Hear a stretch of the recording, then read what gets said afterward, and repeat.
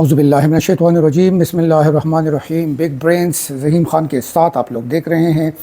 آج ہماری جو موضوع ہے وہ گوٹ لائف ایک انڈین مووی ہے، اور یہ انڈین مووی ایک ایسا ہی کفیل سسٹم جو سعودیہ میں یا دبئی میں یا گلف میں جو رائج ہے اس کے خلاف انڈین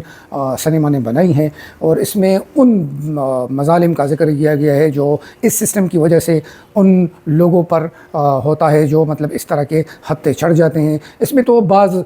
جو ہے وہ ان کو اچھی اچھی جاب مل جاتی ہیں، بعض اچھے خوشحال رہتے ہیں، لیکن بہت سے ایسے بھی ہوتے ہیں جو مطلب یہ ہے کہ کفیل کے ہاتھوں ذلیل و رسوا ہوتے ہیں، اور مطلب یہ ہے کہ ان کے ظلم و ستم پر جاری رہتے ہیں، اور ان کو ایک غلامانہ طرز کی زندگی، ایک نیا جو اپ گریڈڈ سسٹم ہے، یہ کفیل سسٹم اسی کا مطلب یہ ہے کہ ایک عمل ہے، لیکن اس کو مطلب یہ ہے کہ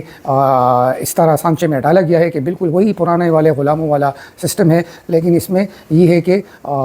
جو اس کا پاسپورٹ ہوتا ہے وہ کفیل کے پاس ہوتا ہے۔ مطلب اس مسافر پر، اس بندے پر جتنی بھی مطلب مصیبتیں آتی ہیں، یا جتنے بھی مطلب وہ ان پہ مطلب ان کے گھر میں کوئی ایشو آ جاتا ہے، اچانک کچھ ایمرجنسی پڑ جاتی ہے، تو اسی پاسپورٹ کے پیچھے وہ در بدر کی ٹوکر کھاتا ہے، اور وہ پاسپورٹ ملنے میں اس کو کافی اس کا وقت جو ہے وہ ضائع ہوتا ہے، یا وہ لوگ ان کا پاسپورٹ ضبط کر کے ان کی اپنی مرضی سے وہ لوگ چلا رہے ہوتے ہیں، جو بالکل ایک غلامانہ طرز کی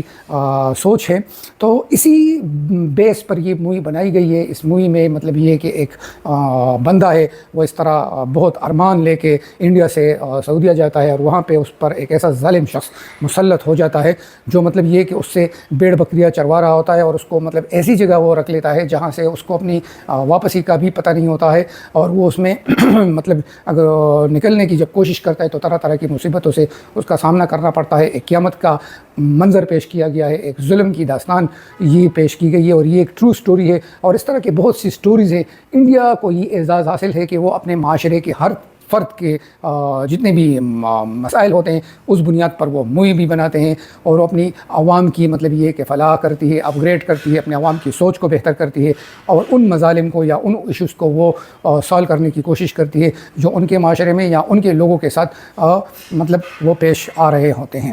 اچھا، یہ سسٹم کیوں ہوتا ہے؟ کیوں لوگ مجبور ہو کر اس سسٹم کو چنتے ہیں، یا اس طرح کے جو مطلب یہ کہ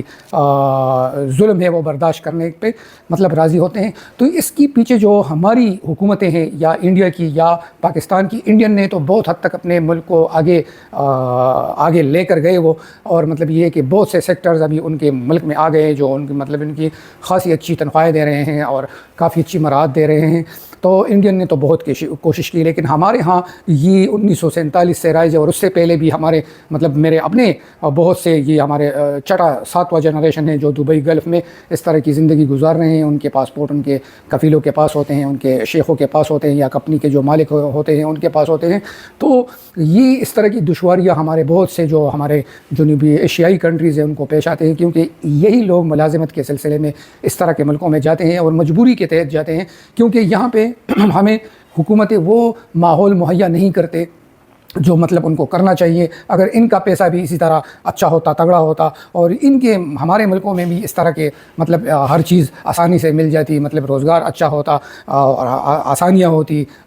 چیزیں سستی ہوتی، تو ہمارے لوگ اس طرح مطلب یہ کہ مجبور ہو کر یا اس طرح کے ملکوں کا رخ نہ کرتے، اور اس طرح کے ظالموں کے ہتھے نہیں چڑھتے۔ اس میں بہت سے لوگ اچھے بھی ہیں، بہت مطلب یہ 80% لوگ، 70% لوگ اچھے بھی ہوں گے۔ مطلب اس کی ایک پہلو تو یہی ہے کہ مطلب ایک ظلم ہوا ہے، لیکن اس طرح کے دوسرے پہلو بھی یہی ہے کہ مطلب اس طرح کے بہت سارے جو خاندان ہیں، گھرانے ہیں، ان کی زندگیاں بھی ان لوگوں نے بدل دی ہے۔ مطلب ان کو روزگار اچھا دیا ہے، ان کی تنخواہیں اچھے ہیں، ان کو مطلب یہ کہ پرکشش مراعات دیے ہیں، حتیٰ کہ یہ سسٹم پھر بھی لاگو ہے، اور یہ ایک مطلب یہ ہے کہ ان کے ہاتھ میں ہوتا ہے، آپ مطلب وہ ڈور ان کی ہاتھ میں ہوتا ہے، اور وہ جب چاہیں اس کو کھینچ سکتے ہیں۔ مطلب اس سسٹم کی وجہ سے ہمارے بہت سے لوگ جو وہاں پہ مطلب بزنس سٹارٹ کرتے ہیں، کاروبار کرنا چاہتے ہیں، اور وہ کاروبار شروع کر دیتے ہیں، تو ان کو بھی بہت بڑا نقصان ہو جاتا ہے۔ مطلب یہ کہ کفیل جب مطلب بازی پلٹنا چاہے، یا جب بھی وہ مطلب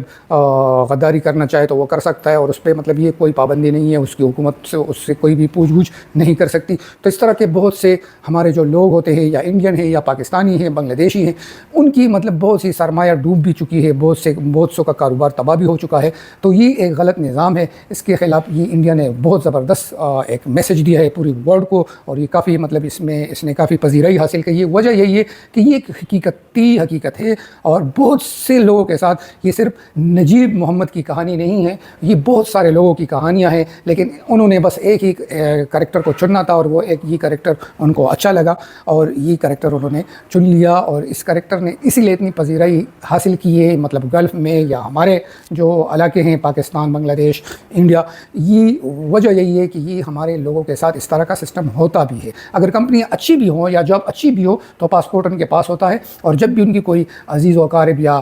ماں باپ میں کوئی اس طرح فوت ہو جاتا ہے، بیوی بچوں میں اس طرح کوئی فوت ہو جاتا ہے، تو ان کو پاسپورٹ کے حصول کے لیے کافی تگ و دو کرنی پڑتی ہے، اور وہ 1 دن 2 دن یا چند گھنٹے ان کو کافی اذیت اٹھانی پڑتی ہیں اپنے فلائٹ کو یا ٹکٹ کو ارینج کرنے کے لیے۔ تو اس طرح یہ مووی ایک زبردست میسیج ہے، اور شاید اس سے ان چند جو ظالم لوگ ہیں ان کی تھوڑی سی عقل ٹکانے آ جائے۔ وآخر دعوانا الحمدللہ رب العالمین، والسلام۔